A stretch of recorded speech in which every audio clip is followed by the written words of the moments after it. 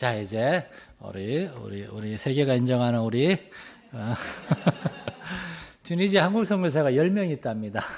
그 중에 한 명이신 우리 귀한 우리 권효주 선교사님 나오셔서 누구이십니까 하는 주제로 오늘은 특별히 첫 번째 하나님 앞에 나는 누구인가 말씀 전하실 때 만원에 받으시기 바라고, 내일 오실 때는 성경지를 갖고 오세요. 성경지 여러 군데 막 찾아본다 그러더라고요.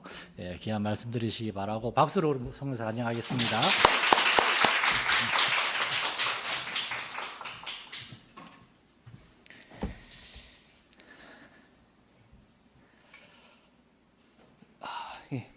반갑습니다. 예. 목사님이 너무 거하게 소개를 해주셔서 두렵습니다. 네. 그리고 처음에 저를 전화 주셔서 왔으면 좋겠다고 하실 때 그냥 청년들 몇 명 같이 새벽 공부하면 좋겠다 이렇게 하셨거든요. 근데 일이 이렇게 커졌습니다. 네. 다른 교회에서 목사님도 오시고, 네, 다른 교회 분도 오시고. 커졌습니다. 제가 신학교 다니면서 첫 설교할 때의 두려움이 그런 두려움으로 지금 여기 서게 됐습니다. 너무 떨립니다. 네, 그래도 성령님께서 이 시간 역사하실 줄로 믿고, 네, 준비한 말씀을 담대히 전해보겠습니다. 좀 불편하시겠지만 성경책을 좀 열심히 찾아볼 겁니다.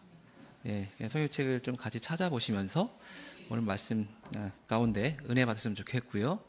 그리고 또 8시 늦은 시간에 시작합니다.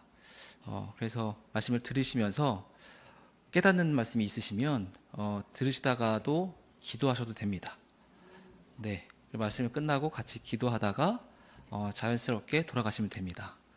예, 그리고 또 시간이 너무 늦어지면 말씀 중간에라도 천천히 가시고 깨달은 말씀 생각하시면서 댁에 가시는 길에 기도하시는 마음으로 가시면 좋겠습니다. 네. 주제가요. 목사님이 처음에는 청년들 같이 성경 공부 아니면 이제 선교 세미나 이렇게 제안이 왔었거든요. 근데 아마 생각해도 선교 세미나 선교 주제로 하면 안 올 것 같아요. 선교란 주제로 뭘 하면 잘 안 모입니다. 네. 고민했습니다. 고민했고 기도하고 누구십니까? 라고 하는 주제를 기도하고 결정을 했는데요. 이 누구십니까? 앞에 주어가 없어요. 그죠? 네. 하나님, 당신은 누구이십니까? 또 됩니다. 하나님 앞에 나는 누구이십니까? 또 됩니다. 그래서 하나님은 누구이신지, 또 하나님 앞에서 나는 누구인지, 이거를 좀 말씀 속에서 생각해 보는 시간을 가졌으면 좋겠습니다. 예. 그래서 먼저 우리가 함께 볼 말씀은요, 호세아 6장 1절에서 6절 말씀입니다.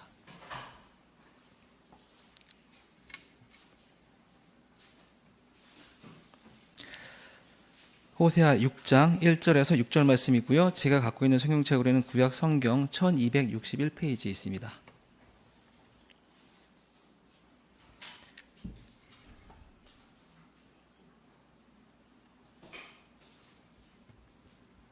찾으셨으면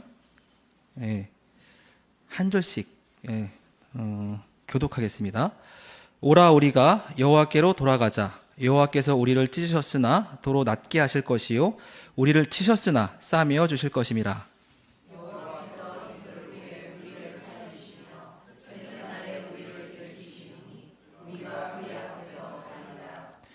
그러므로 우리가 여호와를 알자. 힘써 여호와를 알자.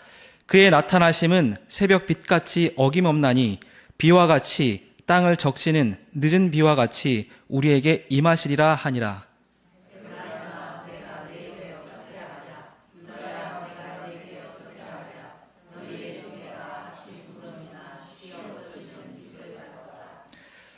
그러므로 내가 선지자들로 그들을 치고 내 입의 말로 그들을 죽였노니 내 심판은 빛처럼 나오느니라.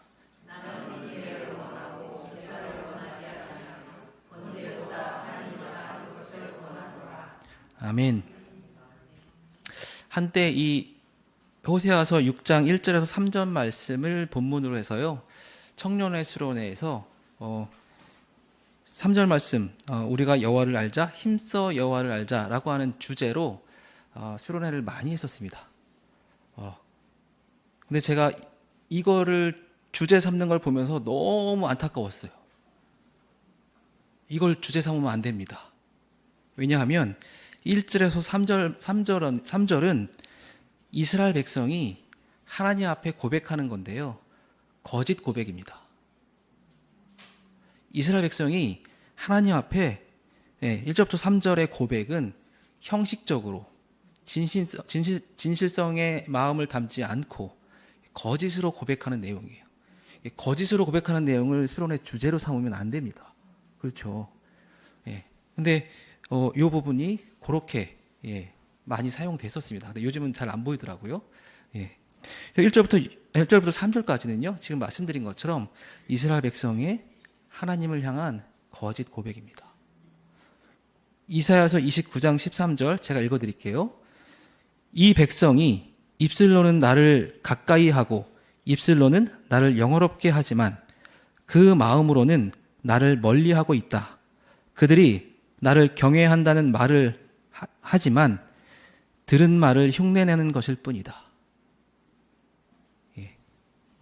이사야서 29장 13절의 이 말씀이 1절에서 호세아서 6장 1절 3절을 표현한 겁니다.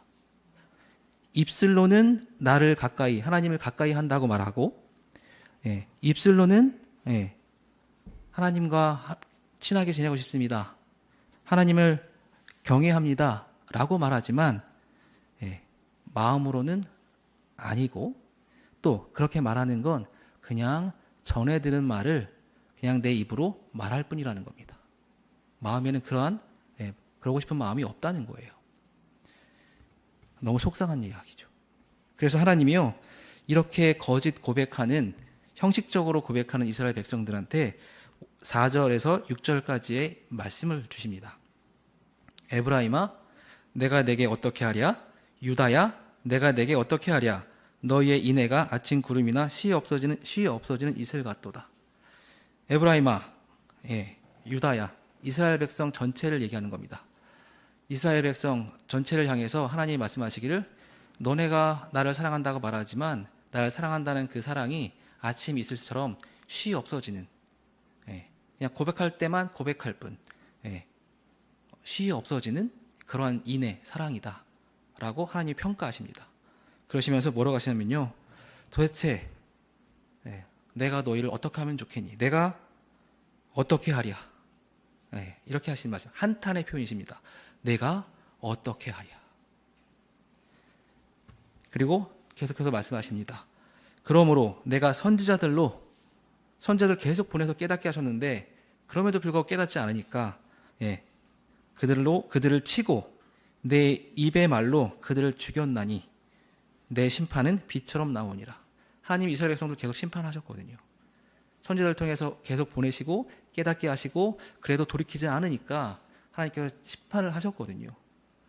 그런데도 아직도 이스라엘 백성들은 거짓 고백을 하고 있습니다.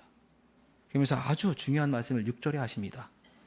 나는 인애를 원하고 제사를 원하지 아니하며 번제보다 하나님 아는 것을 원하노라. 6절 말씀에 나는 사랑을 원한다. 형식적인 제사, 형식적인 예배 원하지 않는다.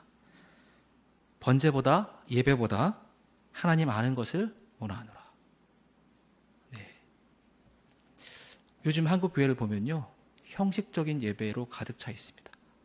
많은 교회들이요. 또 어떤 성도님들은 내가 듣고 싶은 설교만 듣고 싶어 합니다. 그래서 설교 쇼핑을 하지요. 심지어 교회 쇼핑도 한다라고 말합니다.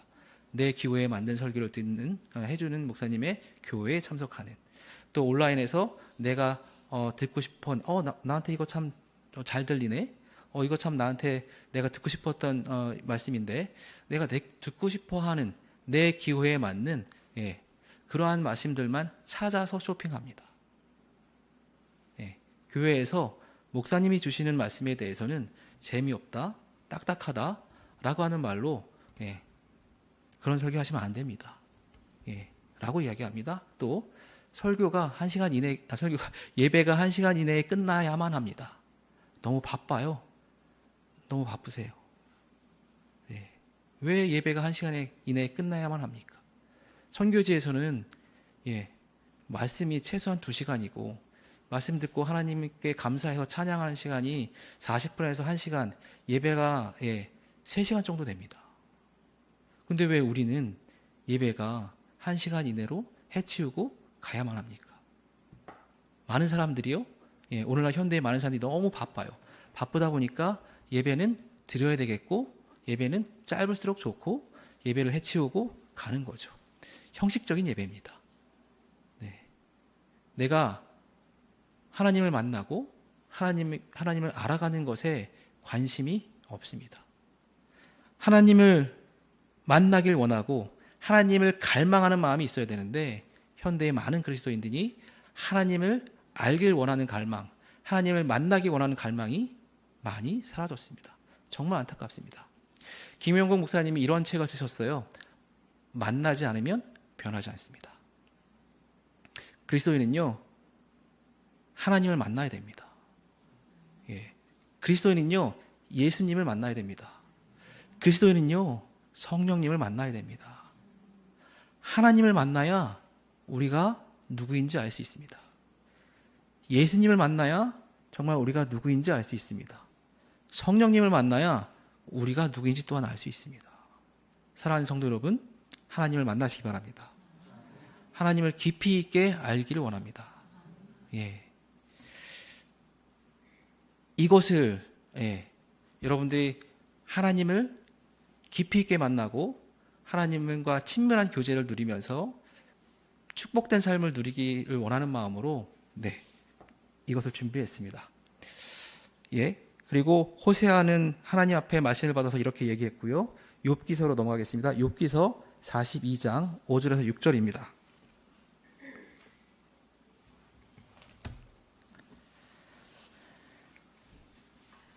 욥기 42장 5절에서 6절입니다.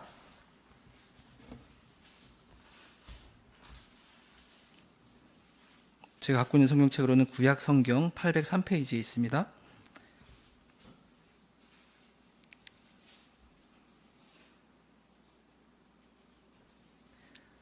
찾았으면 한 절씩 교독하겠습니다. 내가 주께 대하여 귀로 듣기만 하였사오나 이제는 눈으로 주를 배움나이다.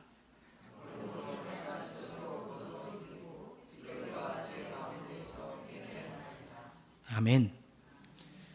욥기만 해서 정말 할 얘기가 많은 성경책인데요. 5절, 6절만 가지고 이야기하면 까닭 없이 고난을 받았던 이 욥이 내가 왜 이러한 고난을 받아야 합니까? 라고 할 때 친구들은 다 비난했습니다. 그래서 하나님한테 따져 묻기로 결정을 하고 하나님 앞에 나아가서 하나님한테 따져 묻습니다. 하나님이 그 따져 묻는 욥에게 질문 폭풍을 쏟아붓습니다. 네가 세상의 창조의 기초를 놓을 때 있어 봤어? 라고 얘기하면서 욥이 이해할 수 없는 질문 공세를 퍼붓습니다. 한참 퍼봐요. 상당히 많은 분량의 욥이 대답할 수 없는, 욥이 이해할 수 없는 질문을 쏟아붓습니다. 그리고 나서 욥이 듣고 싶은 건 이거였거든요. 하나님, 내가 무슨 죄를 졌길래 내가 왜 까닭 없이 이러한 고난을 받습니까? 이 질문은 이거였거든요. 하나님이 이거에 답을 안 주시고 하나님의 일하심이 하나님이 이해할 수 없는 분이시라고 하는 것에 대한 질문만 계속 쏟아붓는데 그것에 대한 고백으로 욥은 이렇게 표현한 겁니다. 내가 주께 대하여 전에는 귀로만 들었는데 귀로만 듣고 알았는데 이제는 눈으로 주를 뵙고 알게 됐습니다. 사랑하는 성도 여러분, 귀로 듣고 주님을 알길 원합니다. 더 나아가서 주님을 직접 만나 뵙고 하나님과 교제하고 하나님을 내 삶 속에서 경험하고 하나님을 아시는 은혜를 누리시기 바랍니다. 욥처럼 이런 고백이 여러분 삶 가운데 있으면 좋겠습니다. 욥의 고난은 빼고요. 그러면서 욥이 스스로 후회되는 이야기를 합니다. 그러므로 내가 스스로 거두어 드립니다. 제가 하나님께 너무 무책임한 질문을 던졌습니다. 너무 무지한 질문을 던졌습니다. 티끌과 죄 가운데서 제가 하나님을 잘 몰라서, 네, 하나님은 크신 분이시고 내가 이해할 수 없는 큰 일을 하시는 분이신데 제가 너무 무지한 질문을 드렸습니다. 제가 회개합니다. 여기서 슈브가 아니라 죄 가운데서 회개가 아니고 후회합니다라고 하는 나함 동사를 썼습니다. 예, 무지한 것에 대한 회개입니다. 예, 자기가 얼마나 하나님에 대해서 무지했는지 하나님을 만나보니까 알겠습니다. 그리고 나서 이러한 고백 속에서 하나님을 만나고 나서 이렇게 고백하니까 7절부터 욥의 문제가 해결되기 시작합니다. 욥을 향해서 비난했던 친구들에 대해서 하나님의 노가 일어납니다. 진노가 일어납니다. 그리고 욥이 회복되고 다시 모든 것들에 대한 축복을 돌려받습니다. 하나님을 만나고 나서 이런 일들이 벌어진 거죠. 그리고 또 모세는 어땠을까요? 지금 호세아의 요청입니다. 하나님은 형식적인 예배보다 하나님 알기를 원하노라 말씀을 주셨고요. 욥은 만나고 나서 자신의 고난 속에서 하나님의 크심을 알게 됐고 이런 데 고난 속에서도 하나님 뭔가를 하시는 분이시구나. 그런 만남 속에서 큰 깨달음과 회개가 있었지요. 그러면 이제 모세의 삶을 통해서 우리가 좀 돌아볼 겁니다. 모세의 삶은요, 시편 90편을 보겠습니다.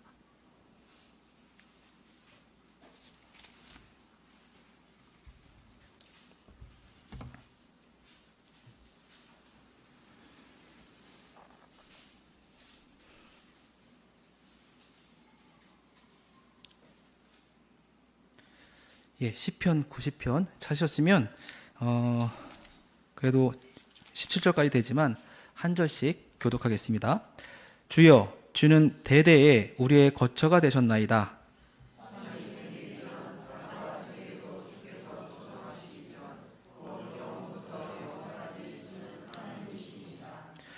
주께서 사람을 티끌로 돌아가게 하시고 말씀하시기를 너희 인생들은 돌아가라 하셨사오니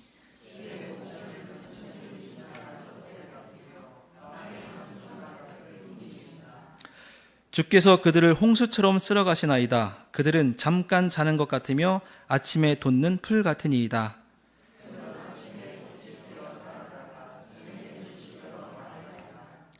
우리는 주의 노에 소멸되며 주의 분내심에 놀라나이다.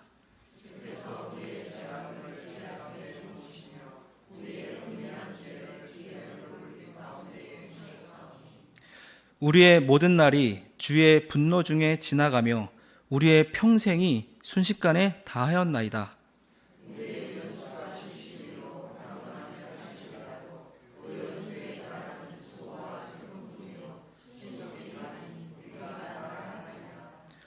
누가 주의 노여움의 능력을 알며 누가 주의 진노의 두려움을 알리이까?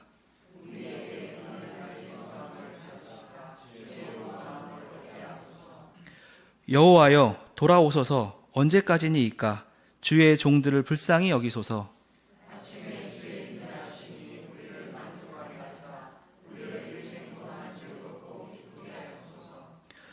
우리를 괴롭게 하신 날수대로와 우리가 화를 당한 연수대로 우리를 기쁘게 하소서.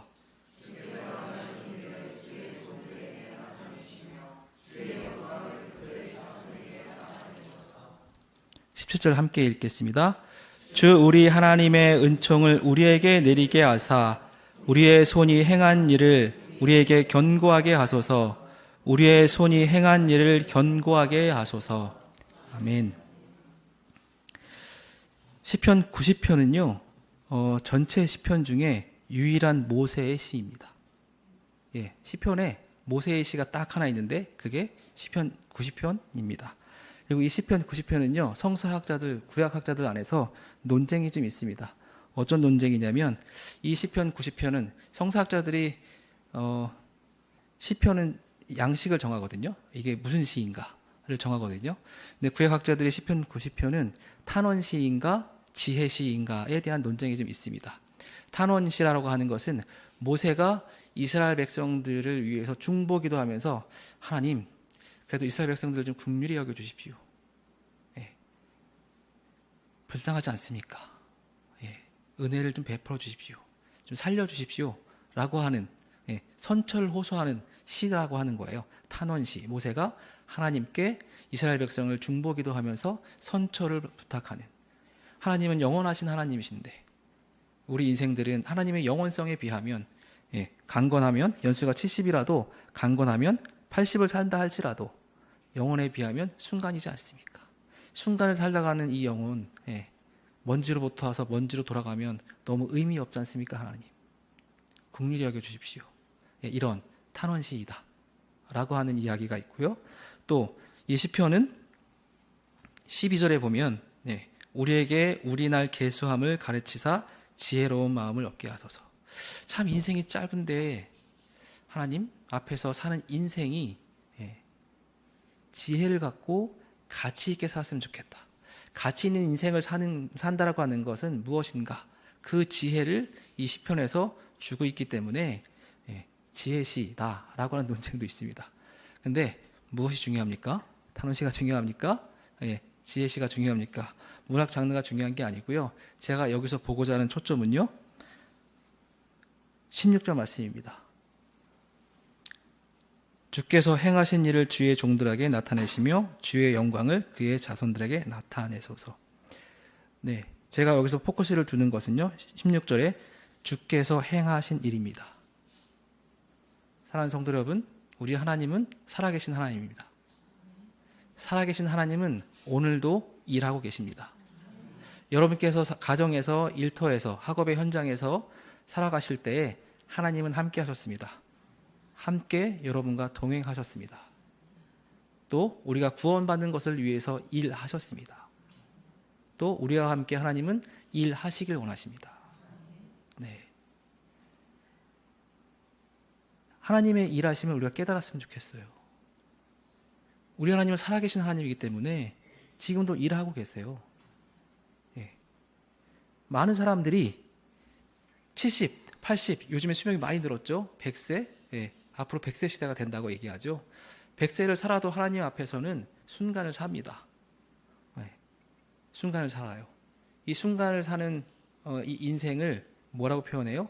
티끌로부터 와서 티끌로 가는데 예. 하나님이 사람을 뭐로 만드셨죠? 네, 흙으로 만들었다고 우리는 알고 있죠. 하지만 히브리어 성경책을 보면 그 흙 단어가 아파르라고 하는 단어인데 이 아파르라고 하는 단어는 흙이 아니라 먼지입니다. 그래서 오히려 영어 성경책은 다 더스트라고 하는 먼지로 번역이 되어 있는데 한글 성경은 흙으로 되어 있어요. 그래서 이 시편 90편에는 티끌로 돌아가게 한다.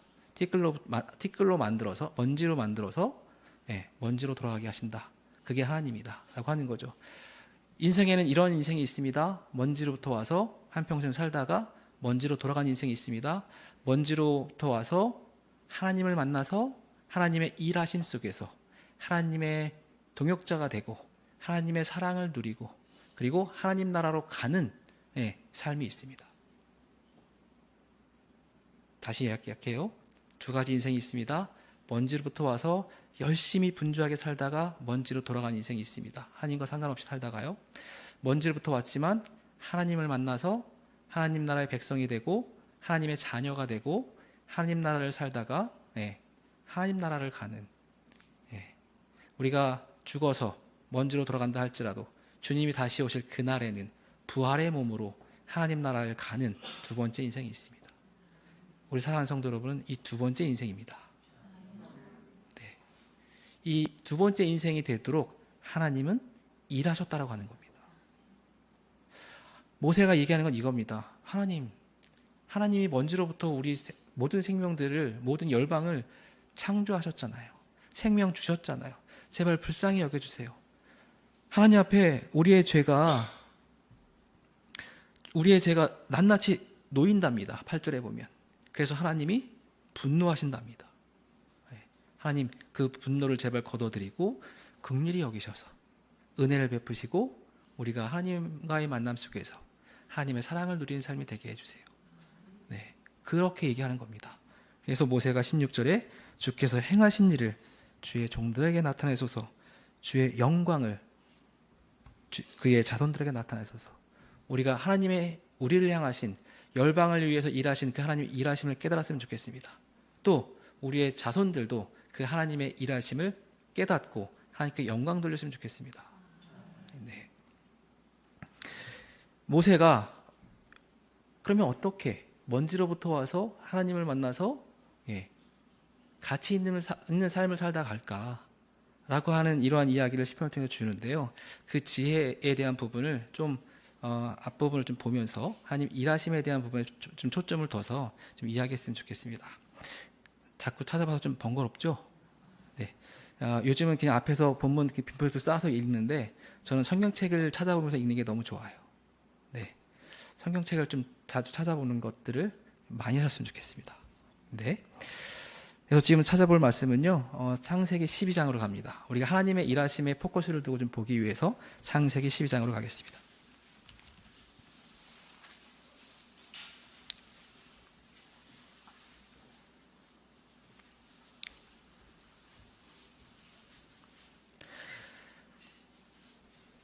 창세기 12장 1절부터 3절까지 한 절씩 교독하겠습니다. 여호와께서 아브라함에게 이르시되 너는 너의 고향과 친척과 아버지의 집을 떠나 내가 네게 보여줄 땅으로 가라.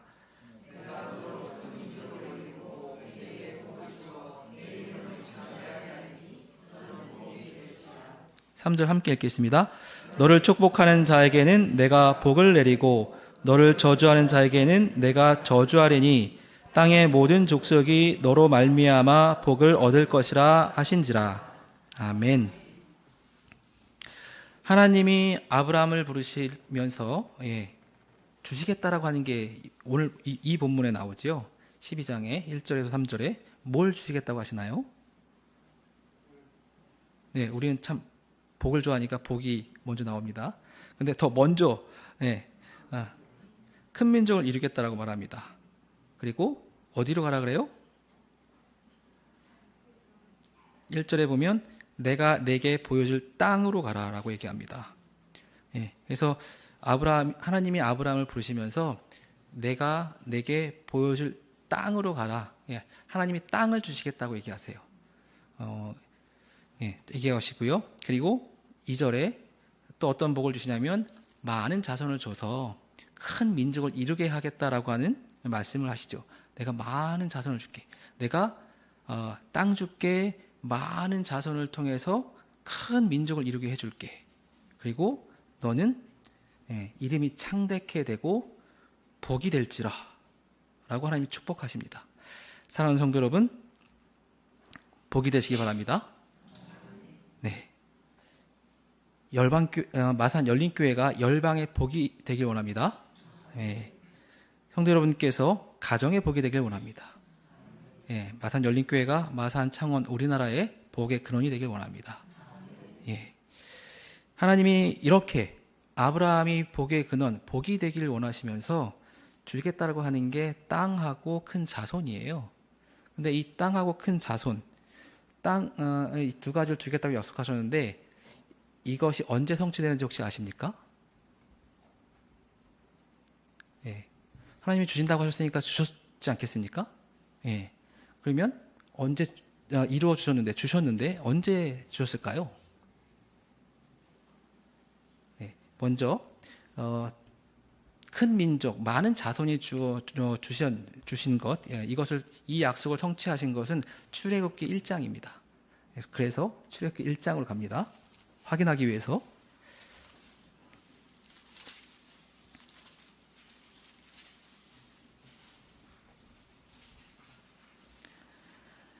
출애굽기 1장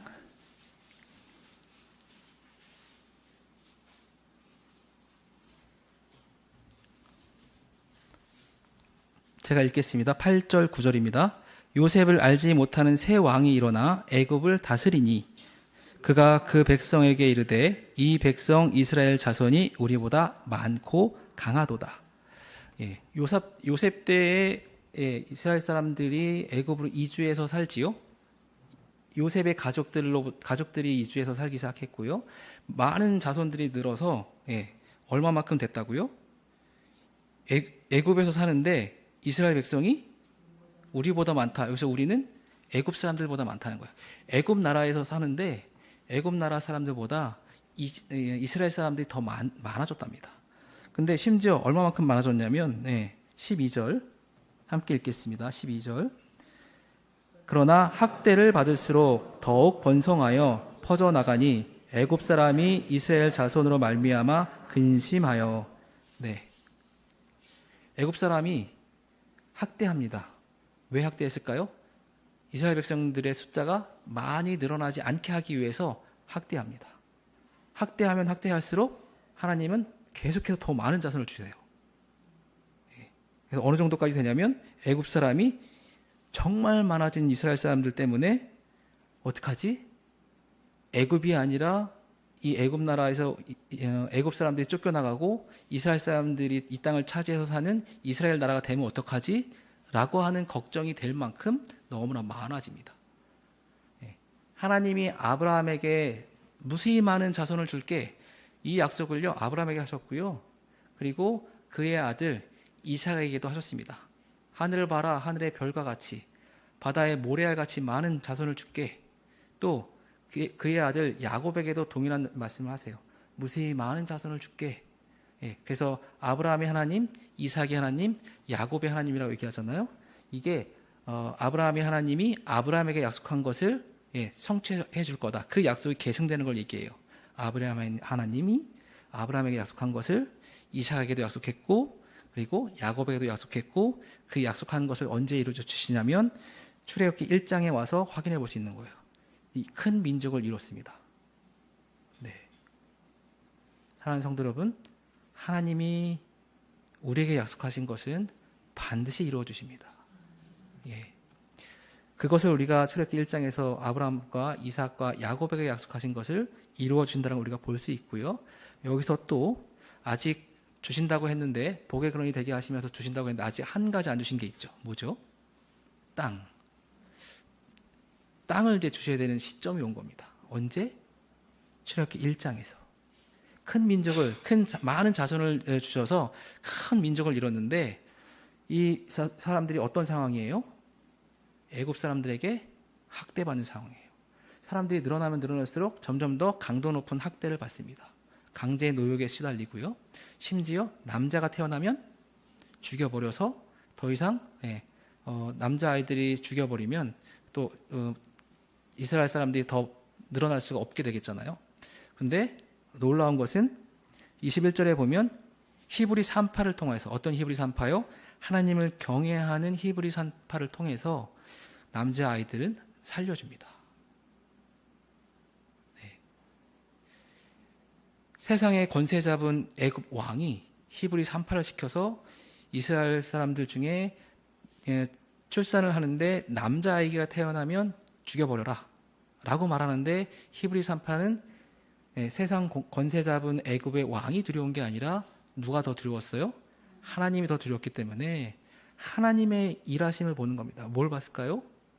아브라함, 이삭, 야곱 계속해서 하나님이 약속해줬던 많은 자손이 주는 그 하나님의 일하심을 히브리 산파가 막아서는 것, 하나님의 일하심을 막아서는 것, 두려운 일인 거죠. 그래서 그 하나님의 일하심 앞에 애굽 왕의 명령을 거역하고 반역하고 하나님의 명령에 순종해서 이스라엘 사람들 중에 가정에서 남자아이가 태어나도 살려주는 거죠. 세상 권세 잡은 자가 두렵습니까? 하나님이 두렵습니까? 우리는 하나님을 경외하는 자이기 때문에 우리는 하나님을 두려워해야 합니다. 살아계신 하나님의 일하심을 믿으시기 바랍니다. 하나님이 우리의 죄로 분노하시는 하나님이라고 하는 것을 믿는다면 우리가 하나님 앞에서 죄 짓는 삶을 살 수 없어요. 죄 짓는 사람들은 왜 죄를 지을까요? 살아계신 하나님이 우리의 죄 때문에 분노하신다라고 하는 시편 90편에 나와 있는 그것을 모르기 때문에 우리가 편안한 마음으로 죄를 짓는 거죠. 죄 짓는 것은 하나님을 경외하지 않기 때문에, 하나님을 두려워하지 않기 때문에 죄 짓는 거라고 생각합니다. 히브리 산파는 하나님을 경외하는 사람이었고요.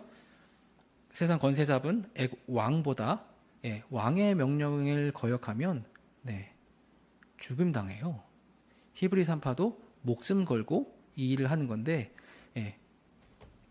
영원한 삶을 주관하시는 하나님이 이 땅에서 권세 잡은 자의 명령보다 더 무서웠기 때문에 이 히브리 산파는 하나님의 명령을 더 중하게 여겼던 거죠. 이렇게 하나님의 일하심은 하나님을 경외하는 자들 통해서 이어집니다. 이렇게 해서 이스라엘 백성들이 계속해서 많이 늘어나는데 이것은 이제 이루어졌어요. 큰 민족, 많은 자손을 주기에는 이루어졌어요. 이제 땅을 줘야 돼요. 땅을 주기 위한 태동이 시작됩니다. 무엇이요? 이스라엘 백성이 억압받고 고통받는 것.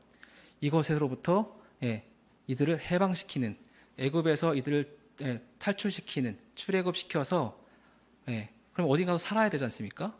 이들이 살기 위한 땅을 주셔야 되는 거예요. 그래서 하나님이 땅을 주기 위한 약속을 성취하기 위해서 이 고통 상황 속에서 하나님의 약속을 성취하기 위한 또 하나의 비전을 만들어 가시는 거죠. 그래서 이 비전을 위해서 누가 부름을 받을까요? 모세가 부름을 받죠. 그래서 3장, 4장은 모세의 소명장이죠. 모세가 부름을 받습니다. 시간 때문에 자세하지 않을게요. 잘 아시는 내용이니까. 모세가 이집트의 애굽의 왕자로 생활을 하지요. 그리고 40세 때 모세는 40-40법칙이라고 말을 합니다. 40세 때까지 이집트의 왕자로 살고요. 그리고 또 학대받는 이스라엘 백성을 강제 노역에서 학대받는 이스라엘 사람을 보고, 그리고 학대하는 그 분을 못 참아서 학대하는 병사를 돌로 쳐 죽이지 않습니까? 그리고 바로 왕이 화내고 자기를 처벌할까봐 광야로 도망갑니다. 광야에서 40년, 애굽의 왕자로서 40년, 광야에서 40년, 그의 나이 80세에 하나님이 만나 주시죠. 그리고 하나님이 만나서 나는 나다. 누군지 듣는데 하나님이 당신을 소개하시기에 나는 나다 라고 하시면서 모세에게 하나님의 일하심을 얘기하십니다. 어떤 이야기일까요? 고통받는 이스라엘 백성들을 애굽에서 탈출시킬 거다.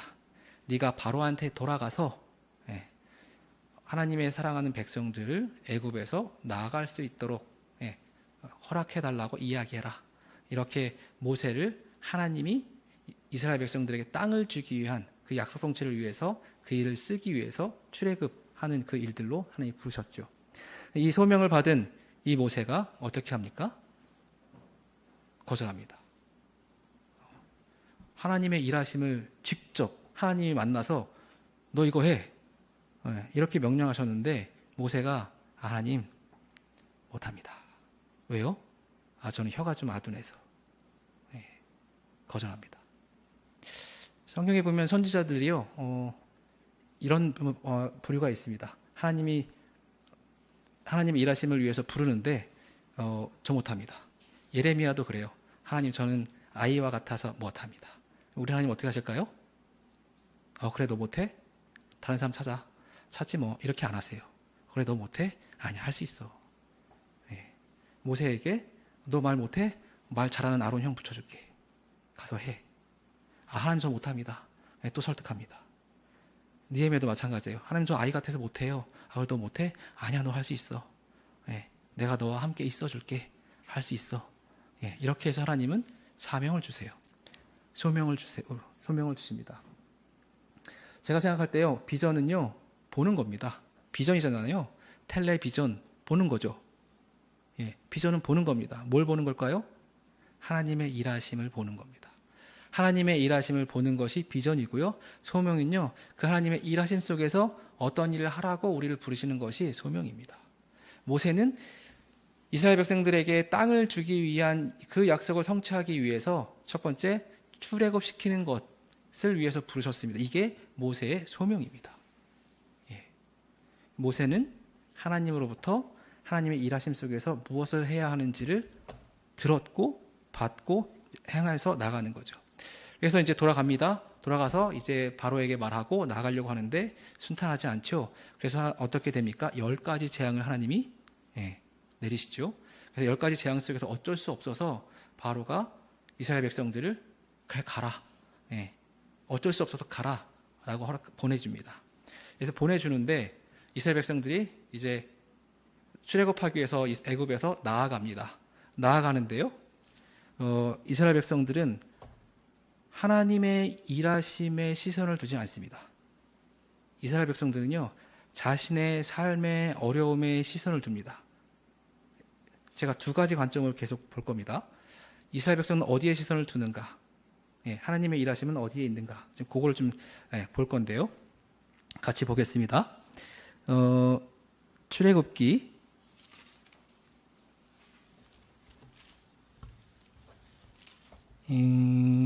14장이죠.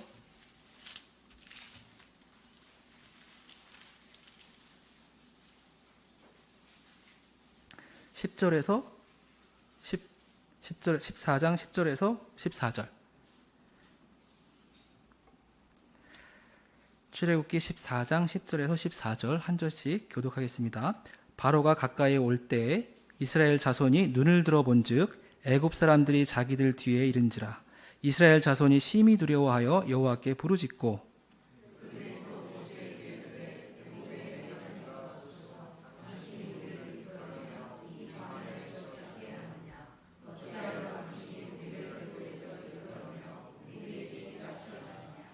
우리가 애굽에서 당신에게 이른 말이 이것이 아니냐. 이르기를 우리를 내버려 두라.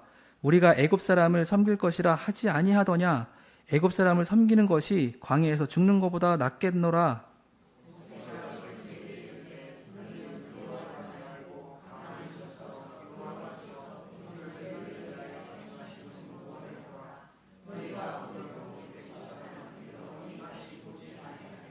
(14절) 함께 읽겠습니다. 여호와께서 너희를 위하여 싸우시리니 너희는 가만히 있을지어다. 아멘. 자, 한번 보십시다. 10절에 보시면요, 바로가 가까이 올 때에 이스라엘 자손이 눈을 들어 본즉. 지금 지역은 어디냐면 홍해 가까이에요. 바다 앞엔 바다가 가로막고 있고 뒤에서는 이스라엘 군대가 쫓아오는 겁니다. 바다를 보니까 못 가겠고 뒤를 보니까 이스라엘 군대가 쫓아오는 거죠. 눈을 들어본즉 뭐가 보여요? 이스라엘 자손이 눈을 들어본즉 애굽 사람들이 자기 뒤에 이른지라. 우리를 죽이려고 쫓아오는 애굽의 군사들이 보이는 거죠. 그래서 두려움을 갖게 되고요. 그러면서 11절에 불평이 나옵니다. 아니 애굽에 우리를 장사 지낼 묘지가 없어서 이 홍해 앞바다까지 와서 우리 객사하게 만들었냐. 그냥 애굽에서 종살이 하게 되었지. 왜 우리를 출애굽해서 하게 해서 우리로 하여금 객사하게 만들었냐라고 모세에게 불평한 거죠. 지금 이들의 시선은 어디에 있어요? 나를 죽이러 오는 애굽의 병사들을 쳐다보면서 두려움 속에서 불평하는 겁니다. 모세의 시선은 어디를 보라고 말하는지 13절 보겠습니다. 모세가 백성에게 이르되 너희는 두려워하지 말고 가만히 서서 여호와께서 오늘 너희를 위하여 행하시는 구원을 봐라. 모세가 이스라엘 백성들에게, 두려움에 떠는 이스라엘 백성들에게 뭘 보라고 촉구합니까? 여호와께서 너희를 위해서 행하시는 구원을 봐라. 하나님의 일하심을 보라고 얘기합니다. 지금 뭘 위해서 출애굽하는 거예요? 땅을 주기 위해서, 학대받고 있는 이스라엘 백성들을 위해서 자유를 주고 편안하게 하나님의 백성으로 살아가기 위한, 젖과 꿀이 흐르는 땅으로 이스라엘 백성을 인도해 내기 위해서 보내줬는데, 그 일하심을 지금 하고 있는데, 이제 시작했는데 이스라엘 백성들 뭘 봐요? 현실의 내 삶의 두려움의 문제를 봅니다. 그리고 불평하기 시작합니다. 모세는 뭘 보라고 말해요? 하나님의 우리를 위해서 행하시는 구원을 보라라고 말합니다. 사랑하는 성도 여러분, 우리를 위해서 일하시는 하나님의 일하심을 보시길 바랍니다. 그리고 나서 잘 아시는 것처럼 모세가 홍해를 가르고 이스라엘 백성이 다 지나가고 나중에 애국 군대가 쫓아올 때 다시 바다가 뒤엎어서 애국 군대들은 죽고 무사히 이스라엘 백성들은 홍해 바다를 건너가는 이야기가 나오지요. 또 건너가자마자 불평이 또 시작됩니다. 또 보겠습니다. 출애굽기 15장 22절에서 25절입니다.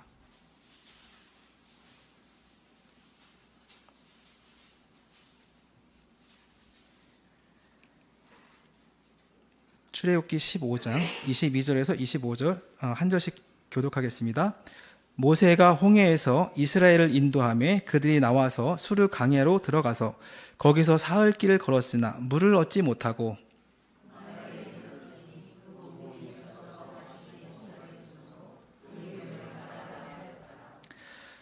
백성이 모세에게 원망하여 이르되 우리가 무엇을 마실까 하며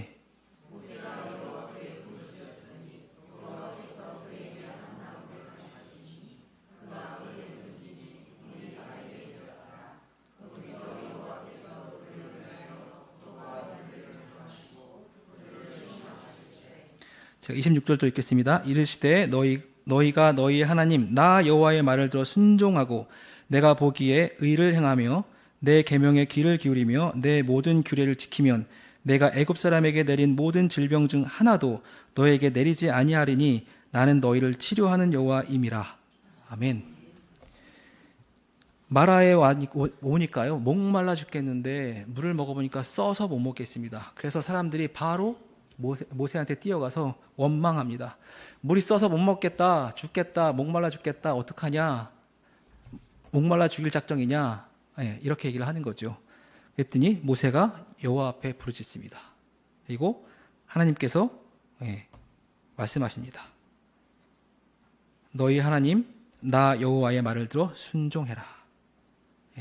너희가 쓴물을 먹더라도 내가 치료할 거고, 그리고 애굽 사람에게 내린 모든 질병이 걸린다 할지라도 내가 치료할 건데, 내가 보호할 건데 뭐가 걱정이냐. 제발 인도하시고 보호하시는 하나님을 봐라. 그 얘기예요. 이 사람들은 목마르니까 현실의 어려움만 생각합니다. 또 볼게요. 16장으로 갑니다. 출애굽기 16장 옆에 있죠. 2절에서 3절입니다. 한 절씩 교독하겠습니다. 이스라엘 자손 온 회중이 그 광야에서 모세와 아론을 원망하여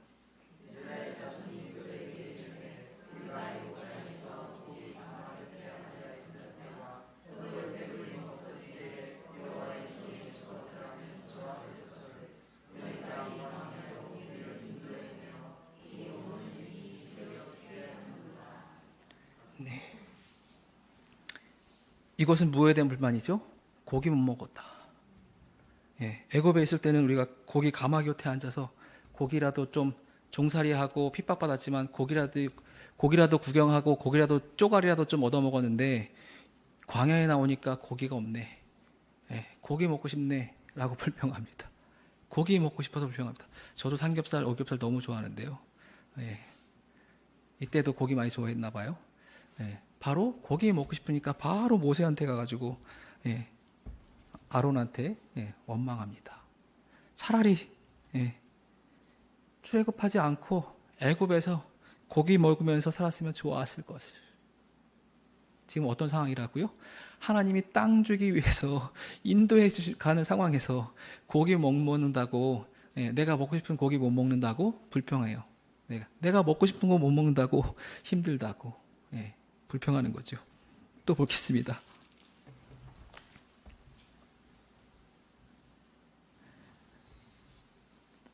민수기 20장으로 넘어갈게요. 민수기 20장 1에서 5절.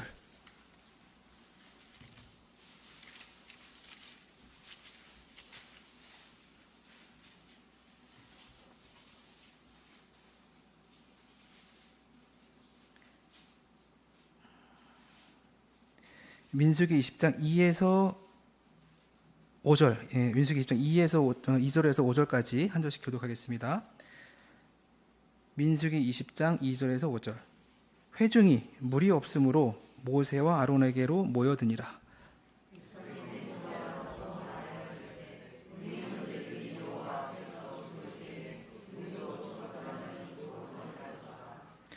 너희가 어찌하여 여호와의 회중을 이 광야로 인도하여 우리와 우리 짐승이 다 여기서 죽게 하느냐.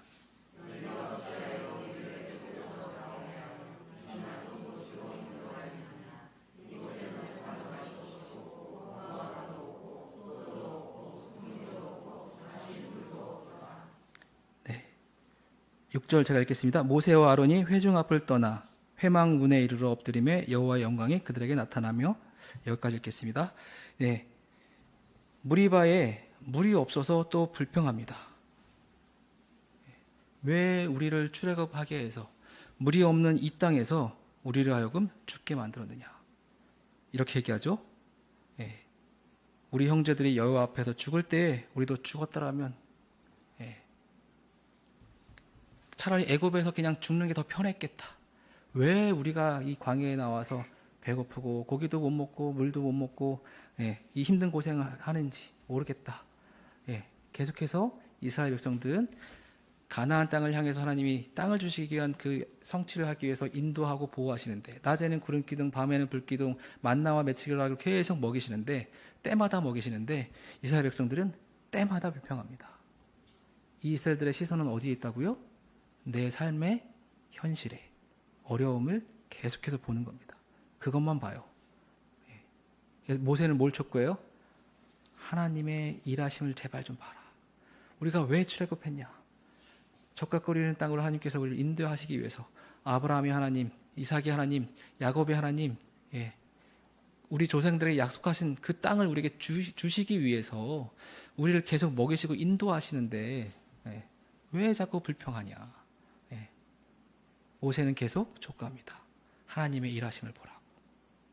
사랑하는 성도 여러분, 우리 삶의 현실이 고통스럽고 어렵고 두려울 때일지라도 하나님께 시선을 돌렸으면 좋겠습니다. 하나님이 무슨 일을 하시려고 나에게 이 고난을 주셨는지 묵상하고 하나님의 뜻을 구했으면 좋겠습니다. 출애굽기 1장에 이스라엘 백성들이 자손들이 많아진 그 현실은요, 이스라엘 백성들에게는 아브라함에게 약속하신 그 무수히 많은 자손을 주게, 하늘의 별과 같이 바다의 모래알 같이 무수히 많은 자손을 주게라고 하는 축복이 이루어지는, 약속이 성취되는 현실인데, 이스라엘 백성에게는 축복이지만 애굽 사람들에게는 재앙이에요. 교회에서 우리가 하나님에게 시선을 두고 하나님이 우리를 향하신 하나님의 일하심을 우리가 축복받을 때, 하나님의 일하심을 모르는 세상 사람들은 우리를 향해서 질투하고 우리에게 핍박을 줄 수도 있습니다. 하지만 소망을 가지십시오. 이러한 핍박 속에는 또 다른 하나님의 약속을 우리를 향해서 이루어내시기 위한 또 하나의 비전이 이러한 고통 속에서 탄생할 수 있습니다. 그렇기 때문에 우리는 고난 중에라도, 어떠한 두려움과 어려움 속에서도 하나님께 시선을 두고, 하나님이 어떤 일을 나를 통해서 하시려고, 하나님이 무슨 큰 일을 우리 가정을 통해서 하시려고 나에게 이러한 고난을 허락하셨나. 그래서 하나님께 시선을 두시기 바랍니다. 이렇게 이스라엘 백성들에게 하나님을 향해 시선을 두라고 얘기했던 이 모세의 죽음을 좀 보면서 말씀을 마무리하겠습니다.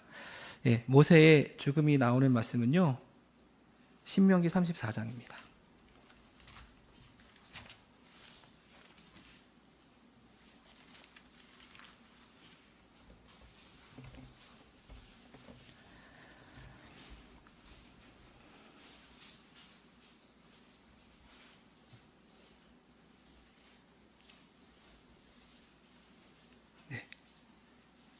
신명기 34장 1절에서 12절까지. 신명기 34장 1절에서 12절까지. 한 절씩 교독하겠습니다. 모세가 모압 평지에서 느보산에 올라 여리고 맞은편 비스가 산꼭대기에 이르매 여호와께서 길르앗 온 땅을 단까지 보이시고,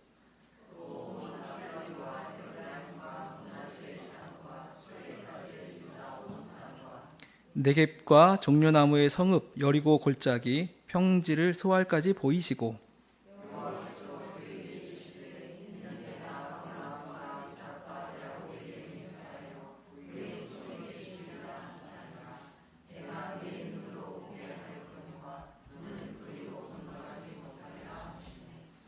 이에 여호와의 종 모세가 여호와의 말씀대로 모압 땅에서 죽어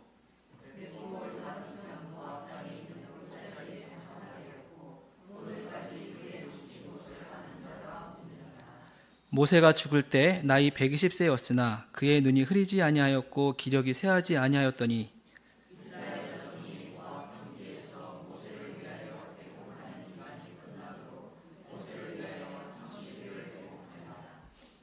모세가 눈의 아들 여호수아에게 안수하였으므로 그에게 지혜의 영이 충만하니 이스라엘 자손이 여호와께서 모세에게 명령하신 대로 여호수아의 말을 순종하였더라.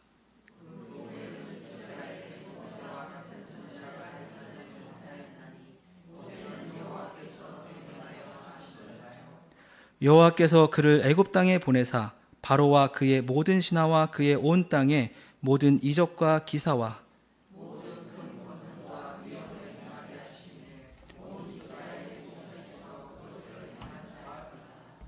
아멘. 34장 1절에서 3절은요. 이제 가나안 땅 지근에 왔습니다. 예, 요단강 건너가기 직전에 여호와께서 하나님께서 주시기로 한 온 땅을 보여주십니다. 여호와께서 길르앗 온 땅을 단까지 보이시고 또 유다 온 땅과 평지를 소알까지 보이시고 여호와께서 모세에게 보이시고 보여주세요. 근데 모세야, 넌 못 들어가. 출애굽하는 과정 가운데 모세를 하나님께서 귀하게 쓰셨어요. 근데 모세야, 너는 못 들어가. 그게 4절 말씀이죠. 그리고 모세의 죽음이 나옵니다. 죽음이 나오기 전에 내가 보여주는 저 땅이 출애굽할 때 아브라함에게, 이삭에게, 야곱에게 주기로 한 그 땅이야. 이스라엘 백성에게 내가 저 땅을 줄 거야. 근데 너는 못 가. 그 얘기죠. 그리고 5절에 모세가 죽습니다. 모세가 죽은 나이는 120세입니다. 40년 동안 광야에서 80세의 소명을 받고 하나님의 일하심을 하나님께서 모세에게 보여주셨고 40년 동안 광야에서 하나님의 일하심 속에서 이스라엘 백성들에게 삶의 현실의 어려움만 보지 말고 우리를 향하신 하나님의 일하심을 보라고 계속해서 촉구하면서 40년 동안 이스라엘 백성들을 이끌었죠. 근데 모세가 죽을 때 참 신기해요. 모세가 죽었는데요, 오늘까지 그에 묻힌 것을 아는 자가 없더라. 무덤이 없어요. 무슨 뜻일까요? 하나님이 데려가셨습니다. 하나님이 데려가셨다는 얘기입니다. 오늘까지 무덤이 없다라는 얘기는요, 하나님이 소명을 다했기 때문에 데려가셨다는 얘기입니다. 사랑하는 성도 여러분, 우리가 사는 날까지는 소명 감당해야 된다라고 하는 얘기입니다. 우리가 소명을 다하면 하나님이 데려가신다는 얘기입니다. 그것에 대한 증거는요, 7절을 보면 알 수 있습니다. 모세가 죽을 때 나이는 120세였으나 그 눈이 흐리지 아니하였고 기력이 쇠하지 아니었더라. 죽을 때가 되면 눈이 흐리잖아요. 죽을 때가 되면 기력이 쇠해지잖아요. 그러면 7절에 보면 모세 120세인데 눈이 흐리지 아니하였고 기력이 쇠하지 아니었다는 얘기는 죽을 때가 안 됐다는 얘기입니다. 죽을 때가 안 됐는데 건강한데 죽었다. 하나님이 데려가셨다는 얘기입니다. 소명을 다하면 하나님의 부름을 받는 겁니다. 이렇게 모세가 하나님의 일하심 속에서 그의 가나안 땅에 비록 들어가지 못했지만 하나님의 일하심 속에서 쓰임받고 그의 소명을 다했을 때에 그 부름을 받았다. 사랑하는 성도 여러분, 하나님의 소명을 다하시고 건강한 몸 속에서, 건강한 육체의 상태 속에서 하나님의 부름 받기 원합니다. 기력이 쇠약해져서 죽는 것이 아니라 하나님의 소명 속에서, 하나님의 일하심 속에서 동역자로서 하나님의 영광된 사역을 감당하다가 소명을 다해서 건강함 속에서, 기력이 쇠약하지 않은 상황 속에서 하나님께 부름 받기를 축복합니다. 그리고요, 모세의 정체성이 나옵니다. 모세는 누구일까요? 모세는 누구일까요? 9절 말씀은 건너뛰었는데 9절 말씀은요, 리더십 이양이 잘 됐다. 여호수아의 리더십에서 모세의 리더십에서 여호수아의 리더십, 다음 리더에게 이스라엘 내에서 리더십 이양이 잘 됐다라고 하는 이야기입니다. 공동체 내에서 하나님의 일하심에 대한 비전이 분명해야 되고 그 일하심에 대한 비전이 계속해서 이어져서 하나님의 일하심의 사명을 제대로 감당하려면 하나님의 일하심의 비전이 분명해야 됩니다. 다음 세대에게 우리에게 주신 그 하나님의 일하심의 비전을 전수해 줘야 됩니다. 그래야 분명한 리더십 이양이 성공적으로 이루어집니다. 제가 한국교회를 보면서 정말 안타까운 것 중에 하나는요, 정말 설교를 잘하시고 목양사역을 정말 잘했던 목사님이 은퇴하시거나 갑자기 돌아가셨는데, 그 다음 리더십 목사님을 보면 교회가 해오던 사역들, 하나님의 일하심의 사역들을 이어서 하지 못하고 갈 바를 알지 못하고 어려움을 겪는 교회들 많이 봅니다. 이 목사님 설교가 정말 좋아서 이 교회 열심히 나갔는데 그 목사님이 은퇴하시고 다른 목사님이 오시면 교회가 하는 일들이 바뀌어요. 그리고 딴 교회 가야지. 목사님 설교가 마음에 안 들어. 이런 일들이 지금 너무 많이 바뀝니다. 이 목사님 설교가 너무 좋아서 이 교회 나왔는데 목사님 은퇴하시네. 다음 목사님 오셨는데 설교가 내 취향이 아니야. 그래서 교회를 옮겨버립니다. 설교가 내 취향이 아니야로 옮기시면 안 돼요. 하나님의 일하심을 보십시오. 우리를 하나님께서 쓰시겠다고 하나님의 일하심으로 초대하는 그 초대에 응하시고 그 하나님의 일하심이 우리를 통해서 우리 공동체를 통해서 지속되는가, 완성돼 가고 있는가, 이것을 보시면서 공동체와 함께 하셔야지 목사님의 설교가 내 취향이 아니야 이렇게 보시면 안 됩니다.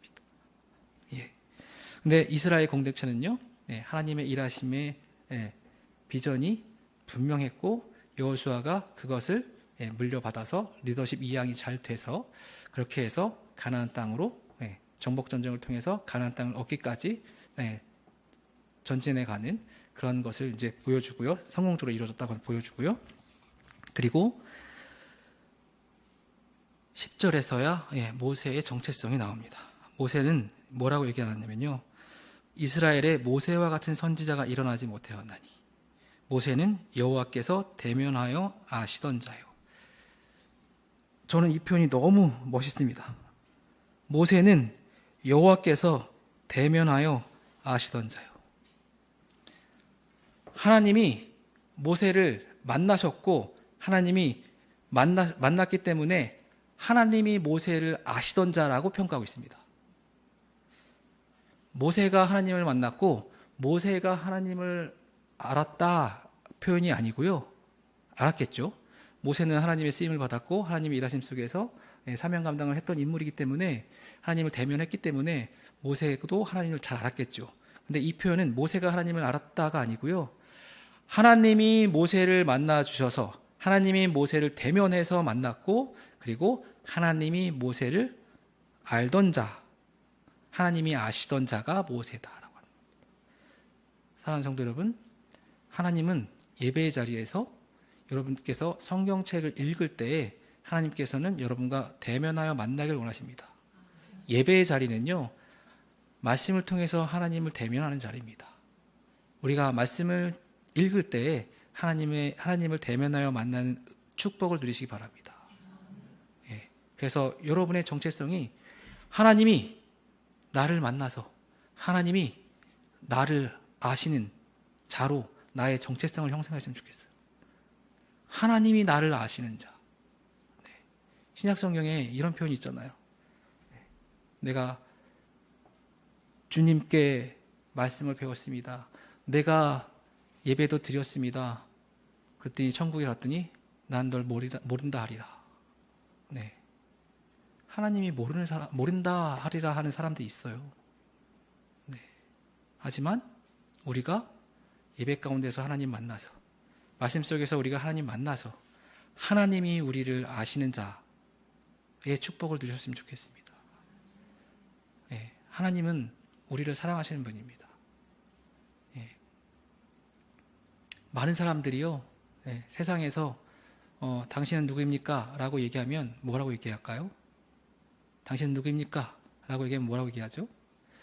우리 명함에 우리가 명함 줄 때 명함을 이렇게 주면 명함에 뭐라고 적혀 있죠? 이름 앞에 직함이 적혀 있습니다.